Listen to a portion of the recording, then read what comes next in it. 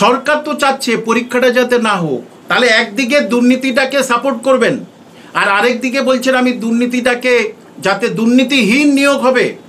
দুর্নীতিহীন নিয়োগ কি করে হবে? 20 number interview, 10 number experience, 30 number তো অলরেডি তারা পকেটে নিয়েই ঢুকছে। দুর্নীতিবাজরা তারা তো পকেটে নিয়েই ঢুকছে এবং তাদেরকে এখনো পর্যন্ত করছে না কেন? সুতরাং এটা কিন্তু সুপ্রিম কোর্ট ধরবে একদম পরিষ্কার। একেবারে রায়ে, সুপ্রিম কোর্টের রায়ের লাস্ট প্যারার আগের প্যারায় পরিষ্কার করে বলে দিয়েছে নো স্পেশাল রাইট। এর একটা কমিশন, সে স্কুল সার্ভিস কমিশন, সে নিয়ম মানছে না, সুপ্রিম কোর্টের অর্ডার মানছে না। যে অর্ডারটা একটা মানছে ওই বললাম পরীক্ষা, কিন্তু এই অর্ডার না মানলে এখানে ফর্ম ফিল আপের উপরে তো হস্তক্ষেপ করবে কোর্ট অবশ্যই। ক্রিয়া চালুর আগে বা সুপ্রিম কোর্টের অন্তিম রায়কে কেন মান্যতা দিল না? মান্যতা দিয়েই তো মানে প্রক্রিয়া শুরু হয়েছে। মান্যতা দিলেই তাহলে কি করে যারা টেন্টেড তাদের লিস্ট প্রকাশ না করে কিভাবে বলে কলম 5-এ যে প্রিভিয়াস রোল নাম্বার লিখুন? তার মানে কি ওই অযোগ্যরাও ওই লিখবে? তো প্রিভিয়াস রোল নাম্বার তো যোগ্য অযোগ্য সবার আছে, তাহলে অযোগ্যদের রোল নাম্বার লিখতে বলছে এখানে।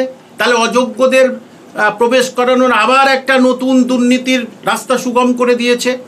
যে কোর্টের অর্ডার মেনে ফর্ম ফিল আপ করেছে সেটা 31শে মের মধ্যে এবং পরীক্ষা নেবে, ঠিক কথা, কিন্তু কোর্টের আর যে অর্ডারটা আছে সেই অর্ডারটা তাদের 12% হারে টাকা ফেরত নিতে হবে। সেই টাকা ফেরত না নিয়ে তাদেরকে 20,000 25,000 করে দান ধ্যান করবে। সেটা তো কোর্টের বাংলা কথা হচ্ছে ঠেলা খেয়েই তো চুপ হয়ে আছে।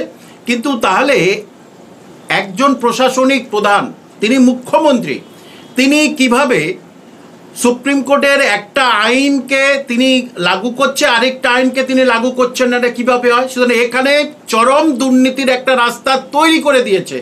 এখনো পর্যন্ত কেন টেন্টেডদের নাম তালিকা প্রকাশ করা হলো না? তারা তো এখানেই ফর্ম ফিল আপ করবে, তারা তো চুপ করে বসে থাকবে না। তাহলে এটা কেন করলেন? এটা মুখ্যমন্ত্রীর দ্বিচারিতা ছাড়া কি বলবো আমি? এটা অবশ্যই এটা করেছে। তাহলে সাধারণ মানুষ কি ভাববে? যে সেই দুর্নীতিগ্রস্তরা, তাদেরকে সুপ্রিম কোর্ট, হাইকোর্ট সবাই বললে এদের বরখাস্ত, এদের একদম এরা পরীক্ষায় বসতে পারবে না, টাকা ফেরত নিন, সেটা না নিয়ে তাদেরকে ফর্ম ফিল আপ করার রাস্তা দিয়ে দিল। কারণ তারা কারা তো জানি না, শুধু তাদেরকে কেউ আমরা জানি না, চিনি না। তাহলে তারা তো তার ভিতরে ফর্ম ফিল আপ করে দিয়ে তাদের তো রাস্তা সুগম করে দিল। কারণ 20 নম্বরের ইন্টারভিউ আছে, রাস্তা সুগম, এবং তাদের তো এক্সপিরিয়েন্স 10 নম্বর তারা পেয়ে যাবে। তাহলে 30 নম্বর হাতে নিয়ে সেই অযোগ্যরা, টেন্টেডরা, অযোগ্যরাই তারা কিন্তু দুর্নীতিগ্রস্তরা, তারা যদি পরীক্ষায় প্রিভিয়াস রোল নাম্বার লিখতে পারে, এর থেকে পশ্চিমবঙ্গের বাঙালিদের কাছে লজ্জা আর কিছু নেই। এখানে একটা প্রশ্ন উঠছে যে 4.5 ঘন্টা দেরিতে কেন এই আবেদন প্রক্রিয়া শুরু হলো? 5টার সময় বলা হয়েছিল, সেটা 10:30টার সময়, রাত 10:30টার সময় করা হয়েছে। আর আমরা রুল জারির সময়ও দেখেছিলাম সেই মধ্যরাতে কার্যত আপনার রুল জারি করা হয়েছিল।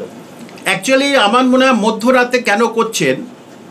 চুরি চামারি চিটিংবাজ এইগুলো তো মধ্যরাতে আলো ফালো অফ হলেই তো করা যায়। আমার মনে হয় তো সেই জন্যই করছেন। এবং তবে এটা ঠিক টেকনিক্যালি অনেক সমস্যা হয়। এটা শুধু এই সরকারকে বললে হবে না, বামপটের সময় আমি বহুবার দেখেছি টেকনিক্যালি ফর্ম ফিল আপের রেজাল্ট দেখতে পাচ্ছে না, একটু দেরি হচ্ছে, এটা খুব স্বাভাবিক, এটা হতে পারে। এটা যদি মানুষ বলে যে ইচ্ছা করে পিছিয়ে নিয়েছে তা নয়, কিন্তু সেই গভীর রাতে 31শে মে যেটা দিয়েছিল সেটা গভীর রাতে দেওয়ার কি দরকার? কোনো তো দরকার ছিল না। যে সুতরাং এটা 4-5 ঘন্টা দেরি হয়েছে, কারণ 1 মাস ধরে ফর্ম ফিল আপ করবে, কোনো অসুবিধা নেই। তার আগে তো রুলস রেগুলেশন সব দিয়েছে কীভাবে ফর্ম ফিল আপ করবেন, কী জন্য ক্যান্সেল হবে, এই হবে ইত্যাদি। এবং এর মধ্যেও অভিজ্ঞতার ভিত্তিতে আমি বলছি, এর ভিতরে কিন্তু অনেক কিছু মানে ভুল রেখে দিয়েছে, ইচ্ছাকৃতভাবে অনেক ভুল রেখে দিয়েছে। এর কারণ কি? তার ভুল রেখে দেওয়ার কারণ ওই যাতে এবার এইটার উপরে একটা কেস হয়, এটার উপরে একটা কেস হয়, তাতে তো সরকারের ক্ষতি। সরকার তো চাচ্ছে পরীক্ষাটা যাতে না হোক, দিয়ে মামলা সব টাকা যদি চলে যায়, তাহলে আমি এদেরকে মাইনে দেবো কি করে? এটাই একেবারে প্রথম, এইটাই একেবারে মানে আমার প্রাথমিক হচ্ছে কে ধারণা বলে এটা মনে হয়। এবং আরেকটা কথা, পশ্চিমবঙ্গে বহু বছর ধরে পরীক্ষা হয়নি এই স্কুল শিক্ষক শিক্ষা নিয়োগে, সেখানে যারা আউটসাইড স্টেট থেকে আসবে তারাও পরীক্ষায় বসতে পারবে। বাহ, সেই সব স্টেটে তো প্রতি বছর পরীক্ষা হচ্ছে, বছরে দুবার হচ্ছে অনেক ক্ষেত্রে। তাহলে এখানে কেন এইটা আমি মেনে নিতে পারলাম না। আরেকটা আমার মারাত্মক প্রশ্ন, এবং এটা আমার কথা নয়, সারা পশ্চিমবঙ্গে যারা ওবিসি এ বি যারা মানে বিপদের মধ্যে আছে তাদের প্রতিনিধি হিসাবে আমি বলছি, আগে যেটা সুপ্রিম কোর্টও না করে দিল যে ফের নতুন করে করো, যারা ওবিসি এ ছিল তারা হঠাৎ দেখলো ওবিসি বিতে এসছে, যারা ওবিসি বি ছিল তারা হঠাৎ ওবিসি এতে আসলো। এখন তাদের কাছে সেই বৈধ সার্টিফিকেট আছে কিন্তু আগেরটায়, তারা ফর্ম ফিল আপ করবে কোনটাতে? তার কাছে যেটা আছে ওবিসি এ, সে তো এখন ওবিসি এ নয়, সে তো এখন ওবিসি বি। তাহলে রাজ্য সরকারের বা ওবিসি কমিশনের কি মস্তিষ্কে এই বুদ্ধিটুকু নেই যে তারা যে সার্টিফিকেটটা ওখানে দেবে, কালামে এবিসি এ কিনলো কিন্তু তার কাছে তো ওবিসি বি আছে, তাহলে সে করবে কি? তাহলে কেন এটা নোটিশ জারি করা হলো না? এবং কি অদ্ভুতভাবে বলেছে দেখুন, 14 জুলাইয়ের শেষ, 14 জুলাইয়ের মাঝে পশ্চিমবঙ্গ সরকারের কাছ থেকে বৈধ কাস্ট সার্টিফিকেট নিতে হবে। আপনি বলে দিচ্ছেন কিন্তু আপনি বিজ্ঞপ্তি দিচ্ছেন না। এবং আটা কি এই ভূভারতে এরকম হয়নি, মানে তুগলকির থেকে আরেকটা যদি কিছু থাকে সুপার তুগলকি, তাহলে এটাই যে কোনো ভুলভ্রান্তি হলে 14 তারিখের পরে আর রেকটিফিকেশন করা যাবে না। কেন?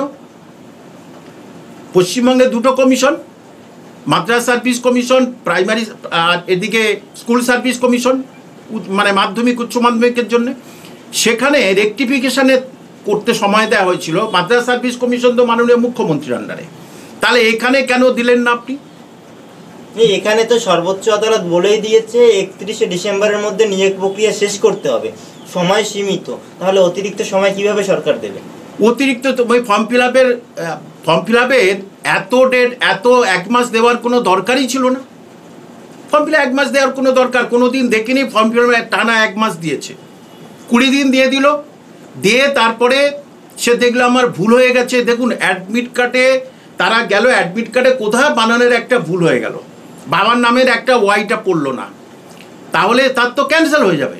তাহলে তার তো 10 দিন সময় দেওয়া উচিত। এটা তো ন্যায় বিচার, জনসাধারণের প্রতি ন্যায় বিচারটুকুও কেড়ে নিয়েছেন মাননীয় মুখ্যমন্ত্রী, ন্যায় বিচারটুকুও কেড়ে নিয়েছেন। এখন বলছি কেন মাননীয় মুখ্যমন্ত্রী, এটা তো স্কুল সার্ভিস কমিশনের, আমি মুখ্যমন্ত্রী কেন বলছি? প্রথম সাংবাদিক সম্মেলন উনি করেছিলেন, তাহলে উনি সবই জানেন। আরেকটা দেখুন, মাদ্রাসা সার্ভিস কমিশনে সে মাননীয় মুখ্যমন্ত্রীর আন্ডারে, তিনি মাদ্রাসা সার্ভিস কমিশনে কি করলেন যে ওখানে নেগেটিভ মার্ক থাকবে, পরে নেগেটিভ মার্ক তুলে দিল, পরে মানে তারা পরীক্ষা দিয়ে আসলো, ভয়ে ভয়ে অনেক গোল করলো না, পরে বললো নেগেটিভ মার্ক তুলে দিয়েছি। তাহলে এখানে নেগেটিভ মার্ক নেই কেন? দুটি কমিশনে দুরকম নীতি কেন থাকবে? এইটাই একটা সন্দেহ তৈরি হচ্ছে। মানে আমার অভিজ্ঞতা থেকে আমি বলছি, এটা একটা সন্দেহ তৈরি করছে যে আপনি যারা ফর্ম ফিল আপ করছে তারা টাকা দিয়ে করছে, ফ্রিতে করছে না, আপনার মতো দান ধ্যান করছেন না তাদের, তারা টাকা দিচ্ছে, ফর্ম ফিল আপ করছে। তাহলে তাদেরকে আপনি কোনো ভুলভ্রান্তি হতেই পারে, তাহলে সেই ভুলভ্রান্তির সময়টা আপনি দিচ্ছেন না কেন? তাদের রেকটিফিকেশনে করার সময় দেবেন না কেন? সংশোধন করার সময় দেবেন না কেন? পরিষ্কার বলে দিয়েছে তোমার যদি ভুল হয়ে যায় 14 তারিখের পরে আর কিছু উপায় নেই, তোমার ফর্ম ক্যান্সেল হয়ে যাবে। কেন? এটা তো মানা যায় না কোনো দিনের জন্য, আমার কেউ মানবে না এটা। আমরা দেখলাম বিধানসভায় অধিবেশন চলছে, মন্ত্রিপরিষদের সভাও হলো, মন্ত্রিসভা সভাও হলো, সেখানে স্কুল সার্ভিস কমিশনের জন্য 2টি অতিরিক্ত উপসচিবের পদ তৈরি করা হলো। কিভাবে দেখছেন? মমতা বন্দ্যোপাধ্যায় সরকারও কি চাইছে যে কোথাও কি স্কুল সার্ভিস কমিশন ঠিকভাবে যে কাজ করছে না বলে অভিযোগ বারংবার উঠেছে, তারা ঠিকভাবে কাজ করুক সেই জন্যই অতিরিক্ত 2টি উপসচিব পদ তৈরি করা হলো? এটা দেখানো, পরিষ্কার বলছি, যে যা বলবে বলবে, দেখানো কলে এইটা করছে, দেখানো কলে। হ্যাঁ, যদি এত হচ্ছে কে সদিচ্ছা থাকে যে দুর্নীতিহীন নিয়োগ করব, তাহলে প্রথম ওই দুর্নীতিগ্রস্তদের ওখান থেকে টেনে বার করে দিচ্ছি, তাদের টাকা ফেরত নিচ্ছি। তাহলে একদিকে দুর্নীতিটাকে সাপোর্ট করবেন, আর আরেকদিকে বলছেন আমি দুর্নীতিটাকে, যাতে দুর্নীতিহীন নিয়োগ হবে। দুর্নীতিহীন নিয়োগ কি করে হবে? 20 number interview, 10 number experience, 30 number তো অলরেডি তারা পকেটে নিয়েই ঢুকছে। দুর্নীতিবাজরা তারা তো পকেটে নিয়েই ঢুকছে, এবং তাদেরকে এখনো পর্যন্ত করছে না কেন? সুতরাং এটা কিন্তু সুপ্রিম কোর্ট ধরবে একদম পরিষ্কার।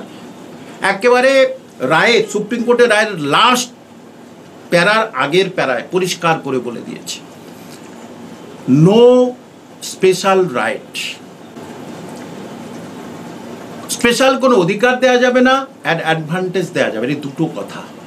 তাহলে ফর্ম ফিল আপে বা যে প্রসিডিউর বার হলো নিয়োগ বিধি, সেখানে তো অবশ্যই এইগুলো করেছে, দিয়েছে। কেন? তাহলে চাচ্ছেন কি যে ওটার উপরে আবার হোক, স্টে হোক? তাহলে যারা আবেদন করবেন 500 টাকা দিয়ে, জেনারেল, ওবিসি, ইডাব্লিউএস এর ক্যান্ডিডেটরা এবং এসসি এসটির ক্যান্ডিডেটরা 200 টাকা দিয়ে, তাহলে তাদের জন্য কি বলবেন? তারা 200 টাকা এবং 500 টাকা খরচা করে আবেদন করবেন, তাহলে তাদের জন্য কি পরামর্শ থাকবে আপনার? দেখুন, তাদের যে এইটাই পরামর্শ বলবো একজন শিক্ষক হিসাবে, যে রাজ্যের প্রশাসনিক প্রধান এমনই খামখেয়ালিপনা কাজ করছে, সে রাজ্যের এই যারা চাকরির পরীক্ষার্থী তাদের কপালে কি আছে কেউ জানে না, আমিও নিজে বলতে পারবো না। কারণ যে কোনো সময় এই ফর্ম ফিল আপের উপরে যে কোনো সময় স্টে অর্ডার হতে পারে, বা পরীক্ষার আগে যে কোনো সময় স্টে অর্ডার হতে পারে। কারণ সুপ্রিম কোর্টের অর্ডার তুমি মানোনি, এখনো পর্যন্ত যোগ্য অযোগ্যদের তুমি বার করে দাওনি, 12% ইন্টারেস্ট নাওনি। সুতরাং এটা একেবারে ভয়াবহ হচ্ছে কি কোর্ট বিরোধী, কোর্ট অফ কন্টেম্প্ট, কোর্টকে অবমাননা। সুতরাং এই পয়েন্টে কিন্তু আটকে যেতে পারে। সেখানে মাননীয় মুখ্যমন্ত্রী বলবে, দেখবেন আমি দেখেছো আমি কত সুন্দর করে তোমাদের নতুন পরীক্ষা বিধি সব তৈরি করে দিলাম, আবার এক শ্রেণীকে সেখানে কেস করে দিয়েছে। কিন্তু কেস করার জন্যই তো এটা করে রেখেছে। আমি জানি না ওখানে যারা আইনজ্ঞ যারা আছেন তারা এই জিনিসগুলো পড়েন না, নাকি ইচ্ছা করে এগুলোকে অ্যাভয়েড করে যান, আমি তো বুঝতে পারছি না। কোর্টের একটা রায় মানবো, কোর্টের আরেকটা রায় মানবো না, এটা কী করে হয়? সুতরাং এটা দেখুন, পরীক্ষা নিতেই হবে, সুপ্রিম কোর্টের অর্ডার। যারা বলছে পরীক্ষা হবে না তারা ঠিক কথা বলছে, অসত্য কথা বলছে। পরীক্ষা নিতে হবে, সুপ্রিম কোর্টের অর্ডার। পরীক্ষা তোমার 31শে ডিসেম্বরের মধ্যে সব নিয়োগ প্রক্রিয়া কমপ্লিট করতে হবে। সুতরাং এই নিয়োগ বিধির উপরে কিছু কিন্তু পরিবর্তন আনতে বাধ্য এই সরকার, অবশ্যই আনতে বাধ্য। সুপ্রিম কোর্টে দেখুন, হাইকোর্ট কিন্তু না বলেনি, হাইকোর্ট বলেছে রেগুলার লিস্টে জুলাই মাসে উঠুক, এটাই বলেছে। যে ফর্ম ফিল আপ করেছে, ফের বলবে ফের ফর্ম ফিল আপ করো, কোনো উপায় নেই। কারণ অযোগ্যদের লিস্ট না বার করেই এই যে প্রিভিয়াস রোল নাম্বার, এটা পুরোপুরি হাস্যস্কর ব্যাপার। চোরগুলোও দেবে, আবার যারা সাধু তারাও দেবে, ভালো দেবে খারাপ দেবে। এটা কি করে হয়? এটা মেনে নেওয়া যায়? আপনি বলুন, এটা কীভাবে সম্ভব? একটা রাজ্যের একটা কমিশন, সে স্কুল সার্ভিস কমিশন, সে নিয়ম মানছে না, সুপ্রিম কোর্টের অর্ডার মানছে না। যে অর্ডারটা একটা মানছে, ওই বললাম পরীক্ষা, কিন্তু এই অর্ডার না মানলে এখানে ফর্ম ফিল আপের উপরে তো হস্তক্ষেপ করবে কোর্ট অবশ্যই।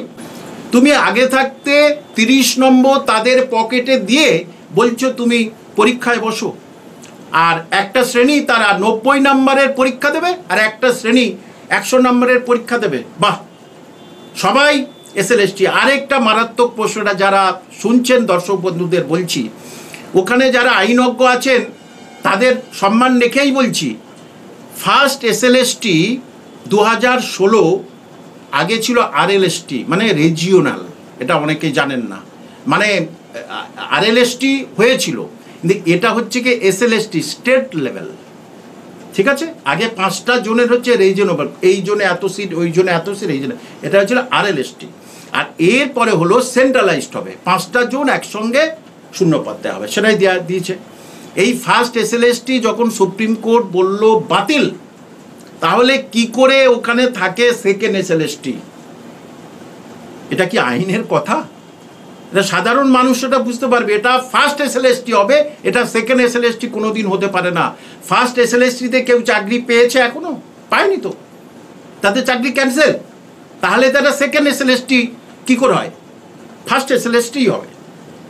কিন্তু যারা আন্দোলন করছেন চাকরি হারিয়ে, তারা দাবি করছেন যে আমরা ইতিমধ্যে একবার পরীক্ষা দিয়ে চাকরি পেয়েছি যোগ্যভাবে, আমরা আবার নতুন করে পরীক্ষা দেব না। দেখুন, তাদের কথার আছে, তাদের কথা মতো তারা বলছে যে ফর্ম ফিল আপ করিয়েছে, সে পরীক্ষা নিয়েছে, সে রেজাল্ট বার করেছে, মধ্যশিক্ষা পর্ষদ অ্যাপয়েন্টমেন্ট দিয়েছে। তাহলে যারা তাদের পাস বলে গণ্য করেছে তারাই এখন যোগ্য অযোগ্য ঠিক করতে পারছে না।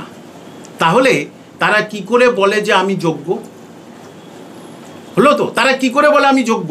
যিনি পরীক্ষা নিয়েছেন, রেজাল্ট বার করেছেন, তিনিই বলছেন আমি যোগ্য অযোগ্য এখনো ঠিক করতে পারছি না, সেই জন্য অযোগ্যদের লিস্ট বার করতে পারছে না, আর সেই জন্য চাকরিটা চলে গেছে, পুরো প্যানেল বাতিল হয়েছে। তাহলে তারা যখন যোগ্য অযোগ্য ঠিক করতে পারছে না, তাহলে কে যোগ্য আর কে অযোগ্য লোক বললে তো হবে না। কে যোগ্য কে অযোগ্য বললে তো আর হবে না। সুতরাং যোগ্য কি অযোগ্য সেটা ডিআই অফিসে পাঠিয়ে দিয়েছে। কেন? তুমি পুরো লিস্ট দাও, পুরো লিস্ট পেপারে দাও, বামফ্রন্টের মতো পুরো পেপারে দিয়ে দাও পুরো লিস্ট, ডিআই অফিসে ডিএম অফিসে পুরো টাঙিয়ে দাও, ওয়েবসাইটে দিয়ে দাও, সাধারণ মানুষ দেখে যাক আমাদের এলাকায় এ যোগ্য ছেলে, আমাদের এলাকায় এ অযোগ্য ছেলে। সেইটা পুরো ক্রিস্টাল ক্লিয়ার না করে একটা হাবিজাবি করে এখনো রেখে দিয়েছে। যে সুতরাং কে যোগ্য কে অযোগ্য চিল্লালে তো হবে না, অযোগ্যরা তো চিল্লাচ্ছে, আমরা যে অযোগ্য তার প্রমাণ দেখান, কারণ তাদেরকে কেউ মোটিভেট করছে।